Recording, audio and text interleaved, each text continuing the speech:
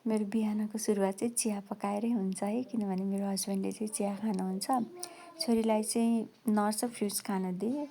अनि त्यसपछि हस्बेन्डले चाहिँ चिया खानुभयो। मैले पनि छोरीले खाएको खाएँ। अनि आज चाहिँ म्याङ्गोको जुस बनाउँछु भनेर जुस बनाउन थालेँ। छोरीलाई चाउलो पकाएर खानिदिएँ। अनि हामीले चाहिँ प्यानकेक बनाएर खायौँ। अनि त्यसपछिबाट जुस खायौँ म्याङ्गोको। अनि त्यसपछि प्यानकेक मिठो भएको थियो, टेस्टी भएको थियो। अनि तिनजना मक्क पर्दै खायौँ जुस। अनि खाइसकेपछि आज चाहिँ हामी बाहिर निस्किनु थियो, घुम्न जाने भनेर गयौँ छोरी म सबैजना फ्यामिली। एकदम घाम झर्किरहेको थियो, आँखा हेर्न सकेको थिएन है। यहाँ अर्कोको पारा यस्तो छ, मक्क परेछ बाबासँग। अनि एकछिन घुम्यौँ।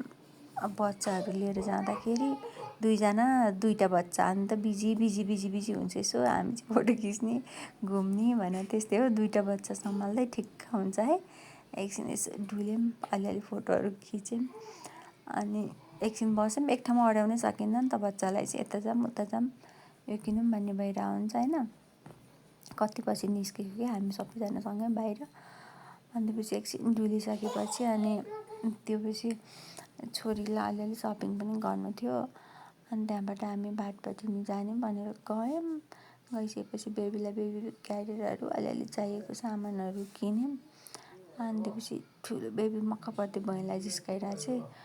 अनि हामी अब राति पनि हुन लागिसकेको थियो। अनि अब जाने भनेर निस्क्यौँ। मक्क परिरहेको चाहिँ खुसी भइरहेको छ। अनि एकदम थाकेको भएर घर आएर खाना खाएर सुत्यो।